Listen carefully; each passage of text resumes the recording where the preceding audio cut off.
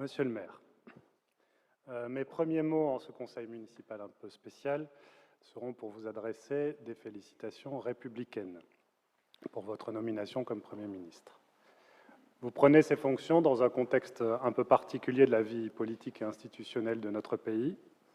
L'instabilité parlementaire aggravée par la dissolution provoquée par le président que vous soutenez a précipité le pays dans une crise inédite pour la Ve République qui rappelle, pour des raisons différentes mais avec des conséquences identiques, la valse des gouvernements de la IVe République.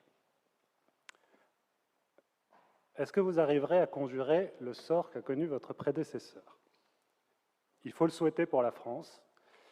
Les qualités de l'homme, le caractère béarnais qu'on vous connaît, il faut souhaiter que cela permette à notre pays d'affronter avec succès la crise politique et institutionnelle qu'il traverse, la crise économique et sans doute, pour le moment de façon plus sourde mais toujours frémissante, la crise sociale. Néanmoins, en refusant de suivre le résultat des élections de juin dernier, le résultat des européennes, réitéré lors du premier tour des législatives et encore plus fort lors du deuxième tour des législatives, qui a placé la gauche en tête, le président vous a placé entre les mains de l'extrême droite, commettant un deuxième contresens aux résultats des élections de juin, qui n'ont permis à beaucoup d'être réélus que grâce au Front républicain. Cette situation offense le suffrage des Français et fragilise notre démocratie, et je regrette que vous ayez accepté de la cautionner en acceptant vos nouvelles fonctions. Les Français ont besoin d'apaisement, vous l'avez dit. Ils ont aussi besoin de clarté et de cohérence. Vous avez évoqué le mur de verre qui se dresse entre les Français et leurs élus. Ce mur, il faut le qualifier, est un mur de défiance vis-à-vis d'élus qui se préoccupent plus de leur propre sort que du sort des Français et du pays. Vous voulez abattre ce mur de verre, vous devez montrer l'exemple. Il me paraîtrait inconcevable que vous restiez maire de Pau et président de la communauté d'agglomération tout en exerçant la tâche lourde qui vous est désormais assignée. Depuis 25 ans, tous vos prédécesseurs ont accepté cette règle tacite, car c'est avant tout un gage de sérieux. Vous-même, il me semble me rappeler qu'en 2007, vous luttiez contre le cumul des mandats. Cela est encore plus vrai dans la période que nous connaissons aujourd'hui, qui nécessitera, je le pense, la présence d'un Premier ministre investi à 150% dans l'intérêt du pays. Comment penser que vous pourriez être un maire pleinement à la tâche, un président d'agglomération pleinement à la tâche, un président du CCAS pleinement à la tâche, un président du conseil de surveillance de l'hôpital pleinement à la tâche, un président de l'office HLM pleinement à la tâche, un président de la SEMPO-Pyrénées qui porte un projet majeur pour le renouveau de notre centre-ville pleinement à la tâche? Dois-je poursuivre? Prétendrez-vous également continuer à être un haut-commissaire au plan pleinement à la tâche? Les Français ont besoin d'un gouvernement.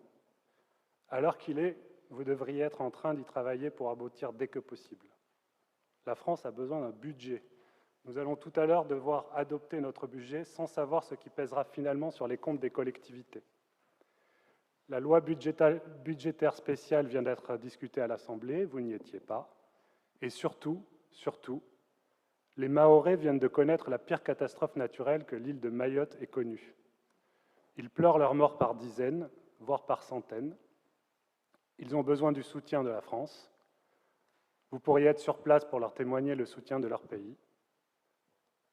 Ne voyez-vous pas le caractère ridicule et surtout désolant de cette situation de vous trouver ici alors que vous avez accepté, je dirais même exigé, si j'ai bien compris le vaudeville qui a conduit à votre nomination, des fonctions qui réclament votre plein investissement et dont l'avenir de notre pays est si dépendant aujourd'hui, dans une urgence absolue.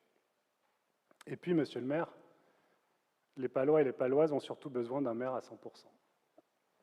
Une ville comme la nôtre ne peut se satisfaire d'un maire qui inaugure les chrysanthèmes le dimanche après-midi.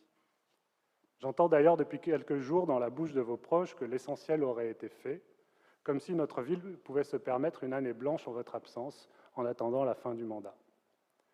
Et pourtant, il y a tant d'enjeux, à commencer par la crise économique et sociale qui s'annonce, les plans sociaux chez Euralis, Auchan ou à la clinique Marzay, Les difficultés de fin de mois de beaucoup de Palois qui commencent en réalité le 9 ou le 10 chez la plupart de nos concitoyens, 35% désormais d'après le rapport du Secours catholique, la pauvreté grandissante chez les jeunes et chez les étudiants, et puis à long terme, l'adaptation de notre collectivité au changement climatique, la végétalisation indispensable ou le développement des mobilités propres, de chantiers stratégiques pour lesquels notre ville a du retard et sur lesquels il faut désormais accélérer, l'aménagement des rives du Gave, la lutte contre la désertification médicale dont nous parlerons tout à l'heure, ou la revitalisation du centre-ville qui patine.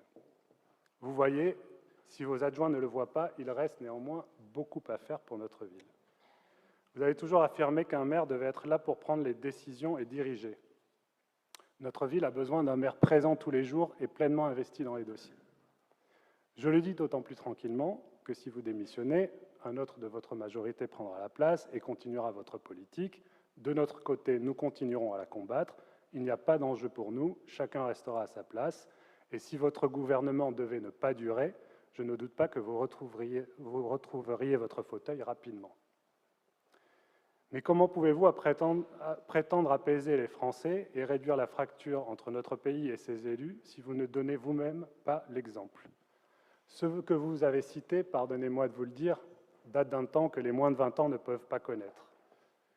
N'êtes-vous pas capable, vous-même, de connaître, de sentir, de comprendre les collectivités, les besoins des collectivités, sans exercer la fonction de maire? Serez-vous frappé d'amnésie à partir du moment où vous entrez à Matignon? Les députés qui sont élus dans les circonscriptions ne connaissent-ils pas le terrain et les besoins du terrain? Je ne le crois pas.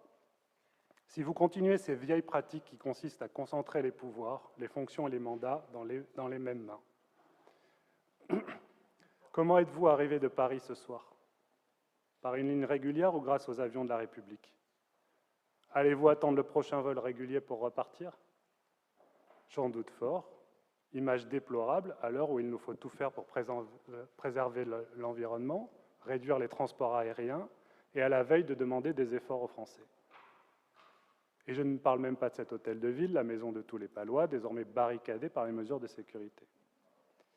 Vous le voyez bien, monsieur le maire, ces pratiques d'un autre temps ne sont plus souhaitables ni acceptables si vous voulez vraiment apaiser et réconcilier le pays.